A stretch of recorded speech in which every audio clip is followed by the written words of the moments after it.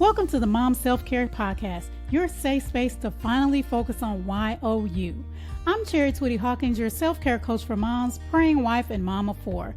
And I know that being a Christ-centered mom is such a beautiful calling, but it can be so draining.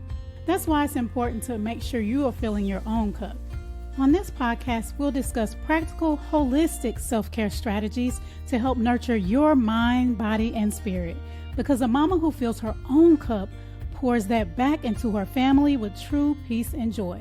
Tune in for honest conversations about motherhood and self-care because you matter too. Blessings, mamas, and welcome to the Mom Self-Care Podcast. I'm Twitty-Hawkins, your host, and today I have with me special guest, Cendrine Hosoda. Welcome to the podcast. Thank you, Cherry, for having me. Thank you for coming. And let me tell you guys a little bit about Cendrine. She is a trauma-informed life consultant and speaker who supports complex trauma survivors in building lasting resilience through nervous system-led, heart-centered healing. She's the founder of Pursuing Wholesome Health and integrates neuroscience, somatics, and faith to help people move out of chronic survival patterns and into greater safety, self-trust, and wholeness. Cendrine speaks on nervous system regulation, emotional healing, and trauma recovering through a compassionate, faith-informed lens. Welcome again to the podcast. Thank you. Thank you. Oh my gosh. And that is something we need as moms because we are often in survival mode. I'm like, God wants us to be thriving, but a lot of us, we're surviving and we're suppressing our emotions. We aren't dealing with them. So we definitely need this conversation today. Yes. I wish I had it when I was with little ones. Exactly. So tell us something about you that's not in your bio. Well, as my name suggests, I'm not from the States originally. I'm from Switzerland, and my name is actually French, but I'm a Swiss-German speaker originally. Oh, that's awesome. So tell us what got you started in this work. Well, I was definitely recognizing that the surviving can only go so far to where I came to a place where I started feeling like I was doing all the right things. And when I'm talking all the right things, I'm talking like eating right, exercising, having my spiritual life aligned and all of those things. But I didn't understand that there was a nervous system and that there could be something there that needed a little extra support in a different way. And, but I could tell, even though I never had a nervous breakdown, I could tell I'm going to have one if I don't do something. Right. So, my sort of the way I work is I'm like my own guinea pig. So I'm like, okay, I've done all these things. What else is there? And so that's how I ended up diving into the emotional health world and realizing that I was in a chronic dysregulated state and didn't even know it. And that's where I got really deep into the nervous system regulation piece because what worked for others just didn't even touch me. I'm like, I feel the same as before. Like I could not tell a difference. And that's why I just kept diving deeper until I started figuring out nervous systems are unique. And just because it works for you doesn't mean it works for me. And our whole history matters and how deeply rooted our dysregulation patterns are also matters in terms of how quick we have the nervous system responding to the safety that we're trying to bring. So that is how I got into the whole emotions and nervous system field, because all the healthy living, exercising and all that was great, but it only gets you so far. We're triune beings and I needed to get to the emotions. I think that's so important. You said a safe space, like that safety you talked about. I think that's so important because and you also use the word chronic. We're chronically dysregulated. Like we're chronically all over the place. Mamas, y'all know, if y'all watching on YouTube, have you been there? Are you there now? Put your hand up.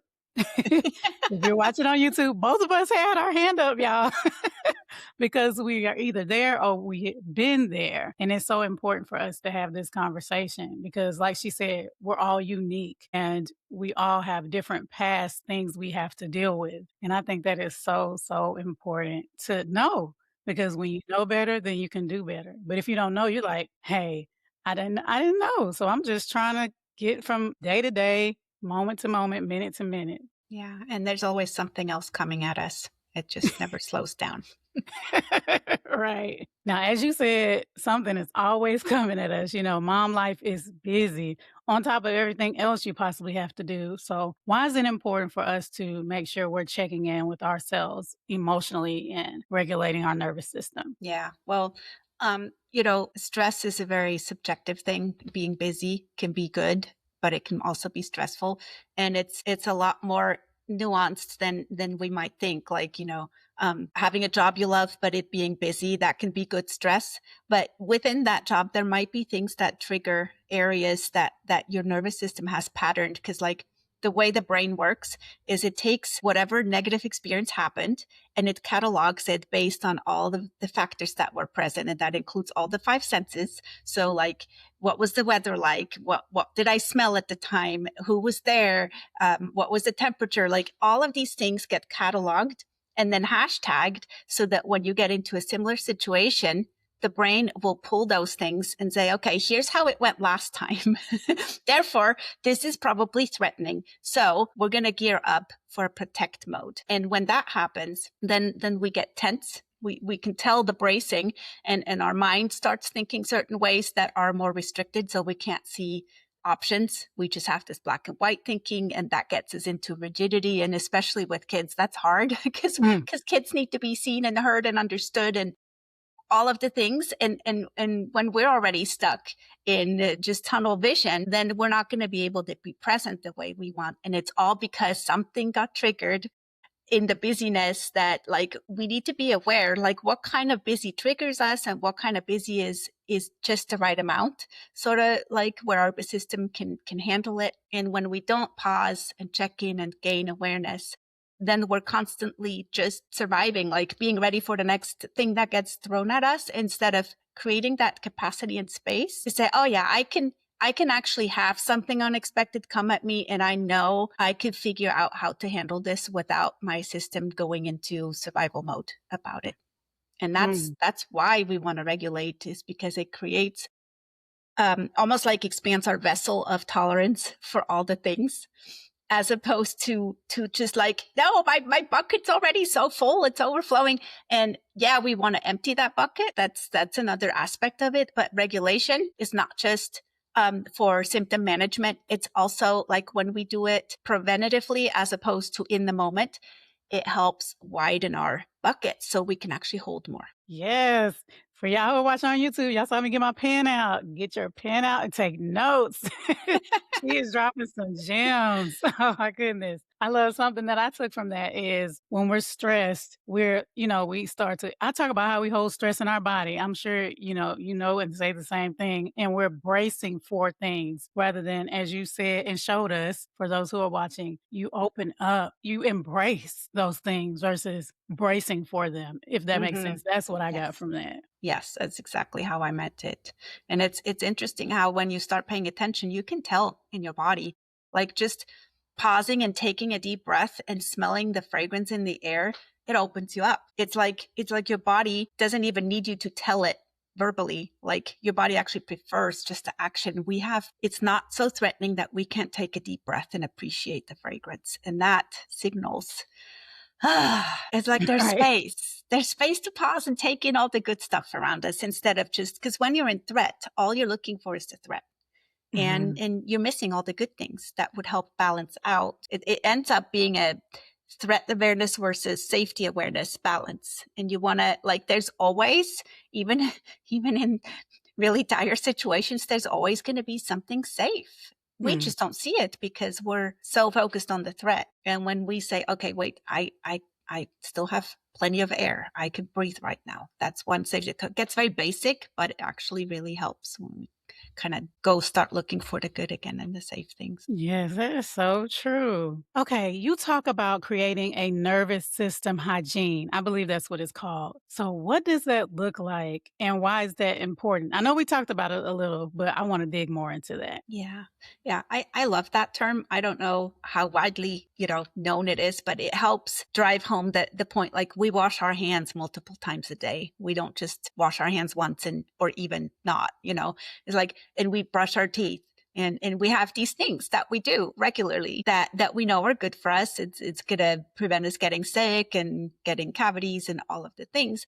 And we're not taught, I wish this was taught in school, that we need to take care of our nervous system, because oftentimes, like I said, when you're chronically in a stressful situation, your nervous system starts using that as its default baseline.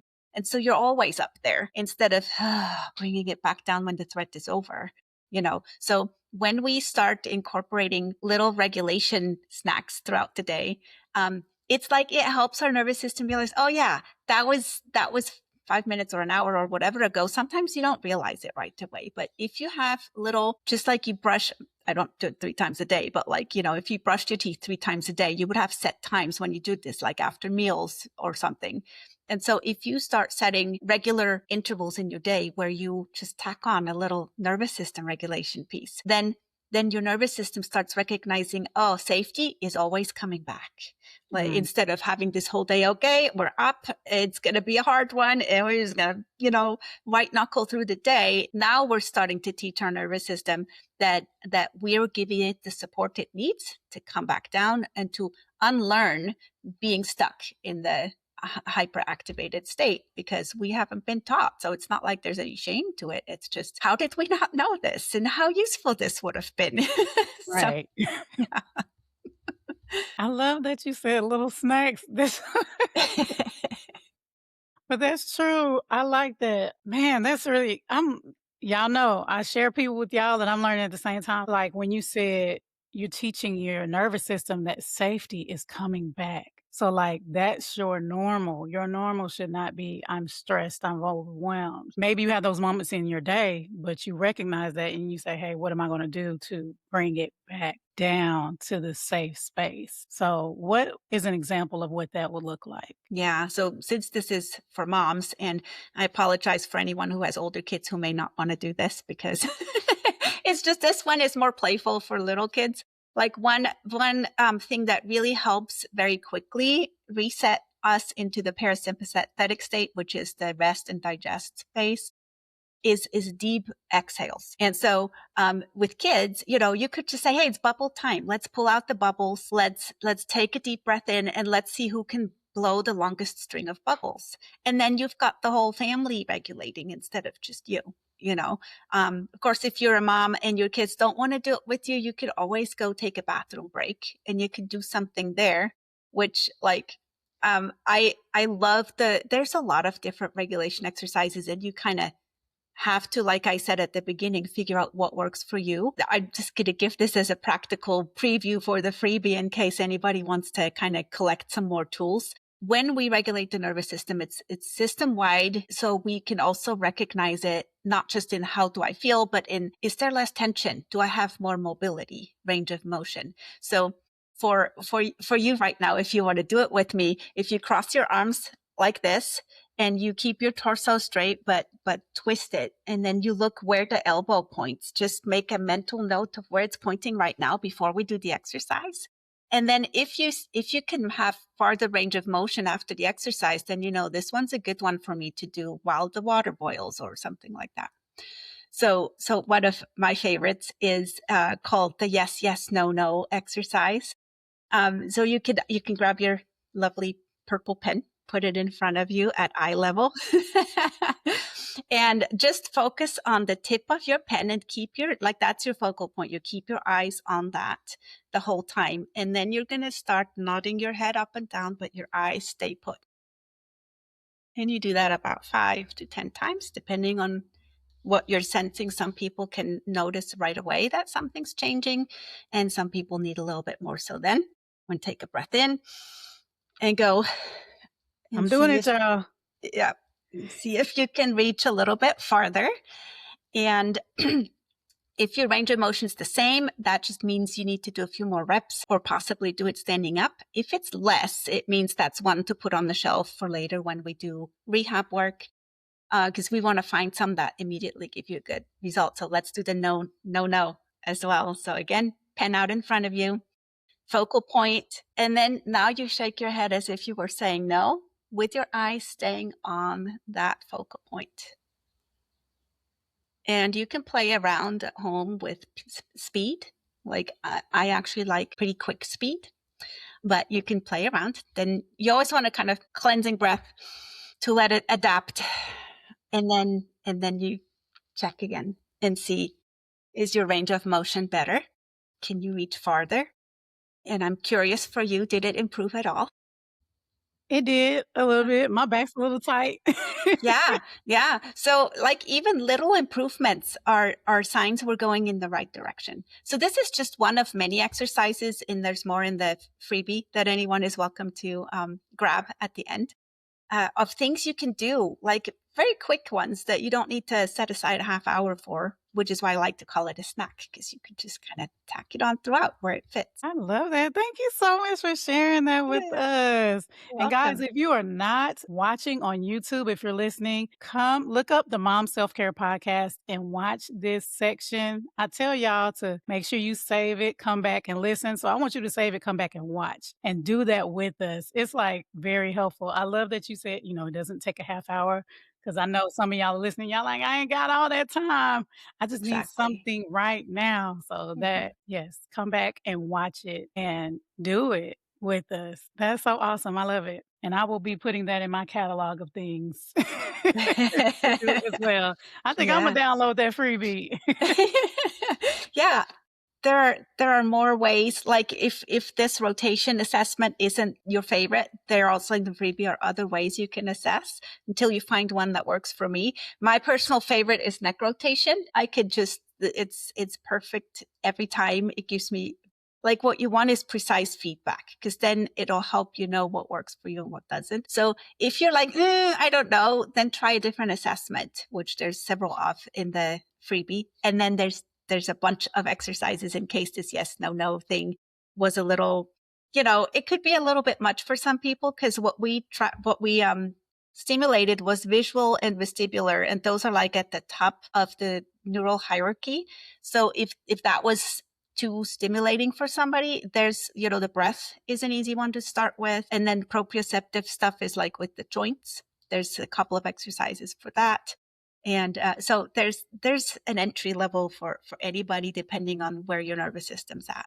That's so cool. I love that. I love learning about the nervous system. I talk about often how self care isn't just boat baths and spa days, even though I absolutely love those. I'm due for a spa day, but it's holistic. It really is. It's full body. And I love that. Yeah, yeah, it really is. So you gave us an example of what to do with our little ones. What's something like for me, for instance, you guys who listen to the podcast know I have a 12-year-old and I have 16-year-old twins. What's something that I could do with my twins that would help them regulate? I wonder, I guess it all depends.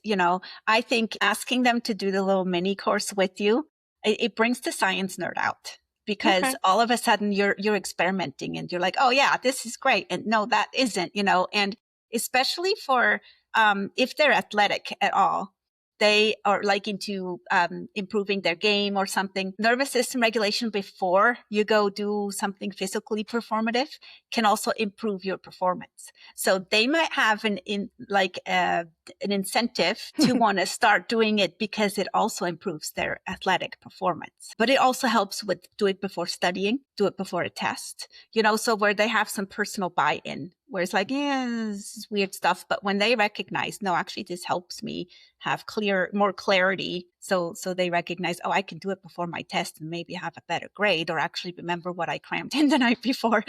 All of that can be ways to incentivize it for them. I'm taking notes on that for myself. Of course, for them too, but for me as well, like doing it Yeah. before, I Hmm. start something that I know may be stressful or Yeah. whatnot. That is the idea. Like once you've done it in safe moments, once you've kind of trained your nervous system to just have some safety in non-threatening environments, you're actually going to remember it. And you might be stuck at a red light and remember a breathing exercise and do that while you're sitting there.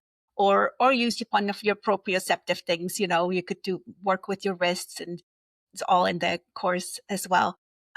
So that you're like, oh yeah, I do kind of not look forward to this conversation. So I want to come in the best nervous system state I can. So I'm going to do like 3, 4, whatever many of the really good ones that resonated for my body. And then you're coming in with more confidence. And then you can also do it afterwards to kind of say, okay, we did the thing. We're good. Like we're, we're doing good. And it really helps. It really helps with bringing down the anxiety levels and just the anticipatory, like, because your brain's already thinking, yeah, the last difficult conversation I had didn't go so well. So it's already predicting. And so you've already got bracing coming up. So when you're meeting that with actually and it's repetition, because it's not going to just learn the new thing after one exercise. Mhm. Wish it did, but you're going to keep doing it. But as you keep doing it, you're starting to repattern your prediction machine. That is the brain. And the brain's going to realize, oh yeah, we've had this many difficult conversations where it didn't go so bad now. So maybe we don't have to gear up into defense mode as much, or whatever your nervous system picks to go into it. Yes. So glad you said that. Do it before and after. Uh-huh. Yes.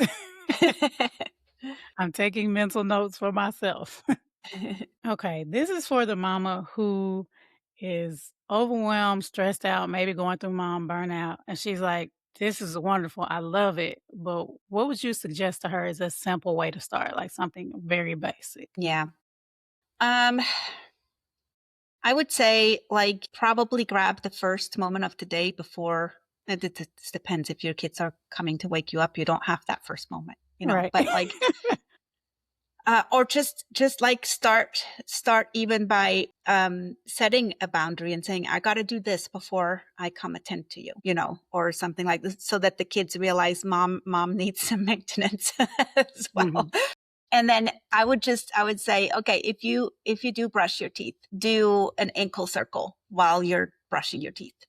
Um, and when you're making food for your kids, do the box breathing or whatever, because there's a lot of different breathing exercises. Again, you need to test it.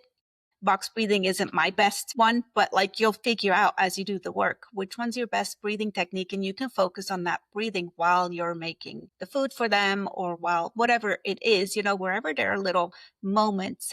And if you do go to the bathroom, like, just stay in there for a moment longer and do something from the list that you're going to have access to in the course, to just start implementing these little things throughout the day. And then definitely do it before you go to bed at night. Like, it's as tired as you might be, you can do some of these lying down. You can do them in bed, and just like think of it as giving much needed resource and nutrients to your nervous system, just like, you have to feed your body. And you're like, oh yeah, I haven't fed my nervous system enough yet. So let's do something before we drop off to sleep. And it will help you fall asleep anyway. So yeah. Feed your nervous system. So Mhm. good. So Uh-huh. good. I love that. Man, I need to be taking notes. So, what encouragement would you give to a mama who is listening? I know that when you're in the thick of it, you often think like, I don't have time for this. It's just one more thing. And like, well, what else am I going to have to say no to if I'm going to do this? And it's like, the struggle is real. I'm not trying to minimize it. It's like people who don't have as many responsibilities anymore. Like right now, I feel so luxurious because my kids are grown and out, and I have the time. And I would not have taken the time. Very honest, I would have probably not taken the time or been as consistent had I had more, stuff going on around me. So start with compassion and say, yep, I've got a lot going on. And because one thing that stresses our nervous system is when we have this, you should be able to do all of it, and you should be able to do it excellently. And like all those shoulds, we actually stress out our own nervous system with that internal talk. So just switching from, I should be doing better, to, yeah, I'm sorry you're so overwhelmed. It's a lot. You've got a lot going on. And maybe couple it with a couple of exercises that will start showing that, oh, I'm worthy of love and kindness in the middle of this onslaught that is no picnic. And just like meeting it with that compassion, instead of like, how am I going to do this? And definitely don't try to do it perfectly. Like, don't say, well, I'm going to do it 5 times a day from now on.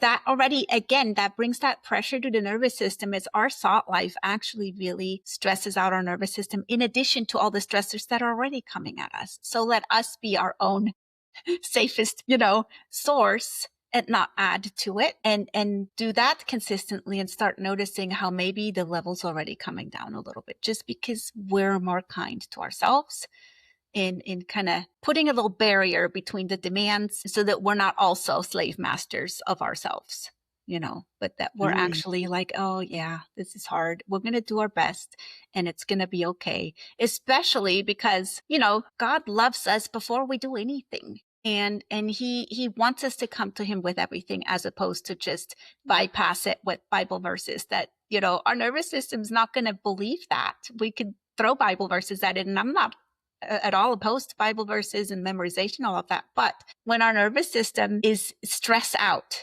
and we just like want to fix it rather mhm. than meet it, and then it just stresses it out more. And God has always been about meeting us where we're at, and that includes the nervous system. So that's how kind of I like to combine it with faith because oftentimes in the Christian realm, there is that bypassy energy of you just need to believe more or you can do Mhm, everything, and it's like, well, let's define what God meant by everything.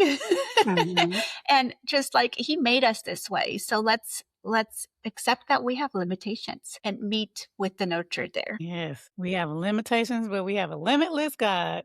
Mhm. Mhm. Awesome. All right. Something I ask all my guests. What is your favorite form of self-care? Probably probably reading. I know that's more like a downtime than self-care, but I mean, I definitely make space for my regulation practice every single day. So I love that piece. I have so many things that I do because I kind of built one upon the other, and so it doesn't become like this everything at once. But reading, if I don't read, I feel kind of like I'm missing something. That's awesome. I read, for fun. I read for education.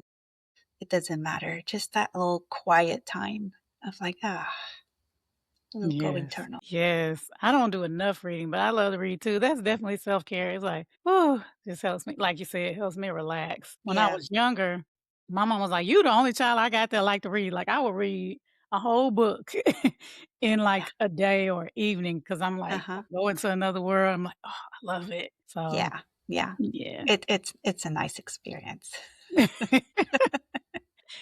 And I don't have to ask you if you have a free gift because you have definitely alluded to it, gave us some practices, like you said. What is the name of the free gift for my audience? It's I have to go look at it because it's always looking different again to me. It is nervous system foundations. And what it is it's basically teaches you a little bit more about why these exercises in particular, because they're very different from what other nervous system regulation practices that are more like a lot of them are visualizations, which it's not wrong or anything, but this is very targeted to the neurology of our brain. And we actually, the exercise, we activate different parts of our brain that get impacted when the amygdala takes over. And so we kind of optimize the brain function again. And somatically so, because our body, our nervous system speaks body language. It doesn't speak verbs. So there's a little bit more theory in the beginning, but also already it's like a 4 video series. It has little exercises in each one of them to just kind of build on it. And you could do one a week and then practice it every day until you get to the next one. It's totally at your own pace, and it's always going to be there to go back to and reference. And it's a really good starting point. All right. Well, thank you so much for offering that to my audience and myself. You're like, very welcome. And I'm always so curious. It's like if any of you listening do it and you get benefits, reach out to me and let me know because I'd love to hear how it's going. okay, I will definitely do that. Y'all do the same, but I will definitely do that for sure because Yeah. I'm learning. I try to like making it practical with my kids. Sometimes this is for those who are listening. I just like close my hands and I'm like, when Yeah. my children do something or say something and I don't really speak to them in a disrespectful tone. And sometimes I even sing too. That helps me too. Like There's actually science to that too. Singing activates the vocal cords, which is yeah, where the vagus nerve runs. And it's just, yep. God made our bodies pretty fascinating. yeah. So that I'm always into learning those type of things. And then I tell them, I'm like, y'all know I'm singing. Y'all know this is calming me down, right? Right, because I love y'all, and I'm trying not to act like a old school mama with y'all. Ooh, hallelujah. Mhm, Praise the mhm. Lord. So, yes. Well, you're such a great example setter for them too, because like most of us probably growing up, we didn't have parents doing that. We just had them yelling at us, right? And so you're already a cycle breaker just by modeling that. I love that. It's beautiful. Thank you. I'm doing my best. Mhm. All right. Well, where can we find you online? My website's probably the easiest. It's pursuingwholesomehealth.com. And I have a Facebook page by the same name. And then I have Instagram is Cendrine Hosoda is the name for it, where I have just little nuggets of neurosomatic intelligence content or just anything holistic health related. You might get some other stuff too. And then I have a Facebook group too, where I sometimes go a little bit deeper. And that's called It's Not Just You, is the Facebook group. Yeah. Okay, awesome. Well, guys, I'll have the link to the freebie and how to get in contact with her or connect with her online. Make sure you guys definitely check it out. Get that freebie. I'm going to go do it when I get off because I know, and I'm going to blame this on perimenopause. I will forget, totally forget. And be like, oh, yeah, I Yep. was supposed to. Oh, yeah. Well, ladies, hopefully this episode blessed you. Thank you again, Cendrine, for joining us. It has blessed me for sure. I'm so glad. I'm excited to share these things and more excited even to hear how it lands and how it goes. Awesomeness. Yes. I'm sure you're going to bless many mamas around the world, which is what we're here for, what this podcast is about. Well, mamas, if this episode blessed you, like I said, it blessed me. Make sure you share with the mama you love, subscribe if you haven't, and leave a review as well. Until next time, take care. God bless. Thanks so much for joining me for the Mom Self Care Podcast. I hope you feel inspired to make yourself a priority too. If you enjoyed this episode, don't forget to subscribe so you don't miss a thing. Share this podcast with another mama you love and leave a review. Also, feel free to let me know what you would like to hear about in future episodes by visiting me on Instagram at CIC Inspire Me. Until next time, take some time to take care of YOU because you matter too.